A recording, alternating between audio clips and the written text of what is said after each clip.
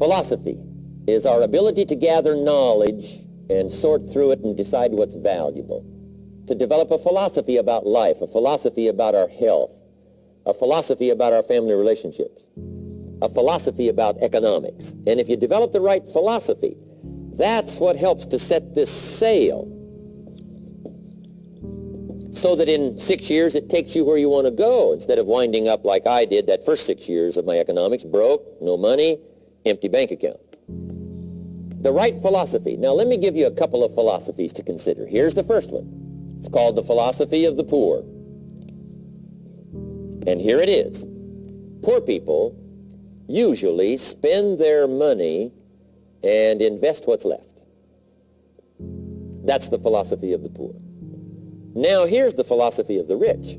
Rich people invest their money and spend what's left. And here's the startling answer.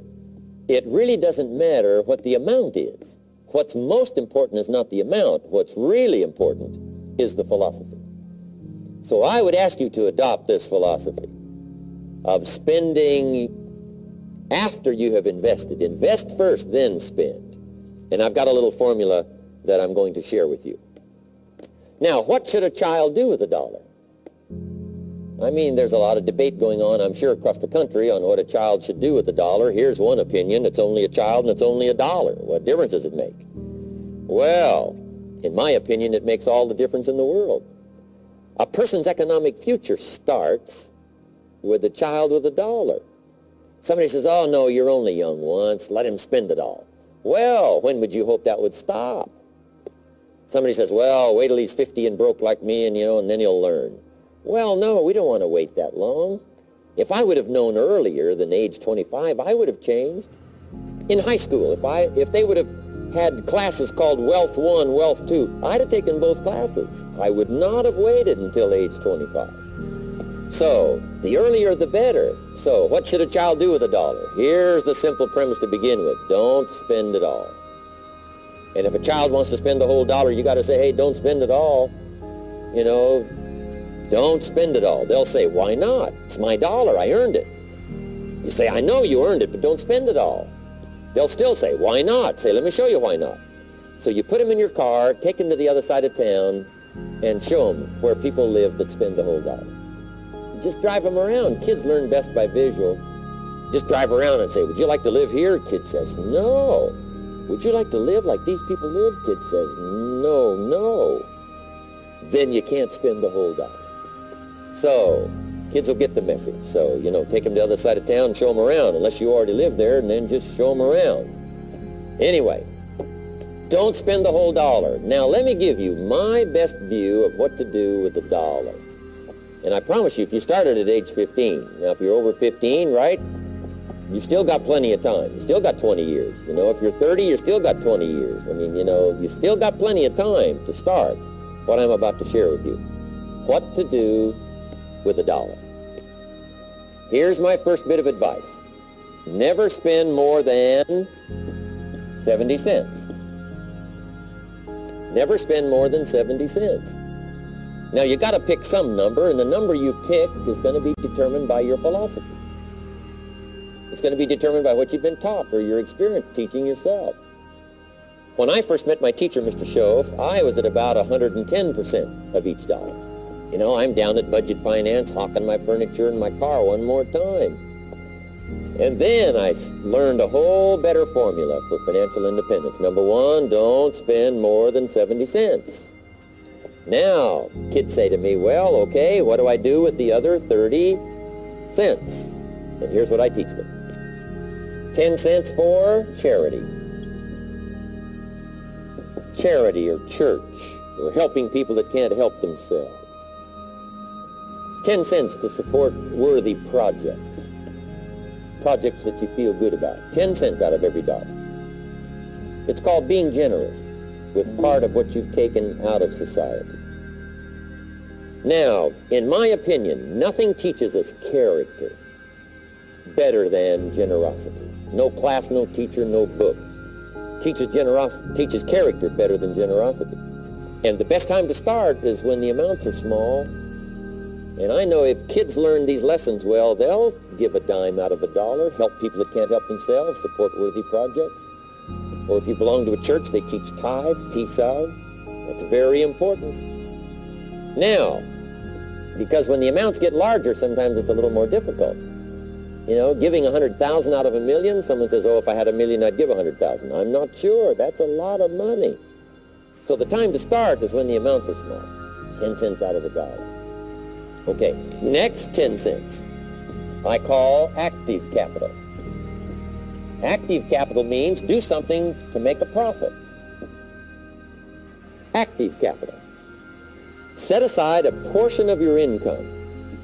Wages are okay, but I'm telling you, wages will make you a living. Profits will make you a fortune. So set aside part of your income as capital, called active capital. Any kind of project you can possibly think of, you can possibly come up with. I'm going to write a new book, I think, for kids. I think the title is going to be, Of Course Kids Should Pay Taxes. It's kind of an interesting title. In California, kids do pay taxes. When a child walks into 7-Eleven, buys something that costs $1, the proprietor says, give me 7 more pennies. And the child says, hey, what's these 7 pennies for? The proprietor says, that's the taxes. Kid says, well, hey, I'm only 8 years old. Proprietor says, congratulations, you're my youngest taxpayer. Give me the money. So in California, where I live, kids do pay taxes. Big question is, should they? And my book will answer that question. Of course, kids should pay taxes. Nothing is for free. If you want to ride your bicycle on the sidewalk instead of in the mud, you got to pay the 7 pennies. Nothing is free, so we all have to pay. So, 10 cents out of your living, out of the money you earn, set aside for capital. Capital to try your best to show a profit. And in my book, it's going to be all kinds of ways kids can make money, right? 2 bicycles, one to ride and one to rent. I mean, you know, it doesn't take long to figure out some enterprise that'll start making a profit. Then you must jot this down if you're taking notes. Profits are better than wages. 1, you can't usually start wages until you're about 16, 15, 16, but you can make a profit long before you're eligible to start earning wages. And then there's no limit to profits, and they can double and triple and quadruple. You know, there's no limit. It's incredible how fast profits can grow. So profits are better than wages. Wages make you a living, profits make you a fortune. Now, the third 10 cents is vitally important. I call it passive capital. Capital you let somebody else use. A financial institution, stocks and bonds, mutual funds, whatever. Let someone else use it, you furnish the money, they use it to make a profit, but they pay you for the use of it, called interest. And here's one of the things that'll make you financially independent fairly quickly, and that's called compound interest. And this is how you get it. Letting someone else use a portion of your money, your substance. They show the profit, they pay you interest. And this passive capital, I'm telling you, over a sustained period of time, if you'll develop this little 10, 10, 10, and 70, especially starting at age 15, I'm telling you, by the time you're 35, you will be financially independent. You'll have the ability to live from the income of your own resources. And then one more point on passive capital. There's a Bible philosophy. I'm an amateur on the Bible. But there's a Bible philosophy that teaches the borrower is servant to the lender. And if you want to be in a powerful position as you grow older, finally when you become mature, maybe have your own business, things have worked out for you for the future, the position you always want to be in is the power position, and that's called the lender. The lender is the power position. So if kids learn early enough, and then you ask them what they'd like to be when they grow up, I'm telling you, once they understand, they'll say, well, one of the things I want to be is one of those lenders. That's the power position, not the spender. No, you'll be pitied the rest of your life if you just become a spender. You got to become a lender. And I think this is the one formulas to follow. 10 cents out of every dollar. Let someone else use it. Be the lender, power position. Then try to show a profit.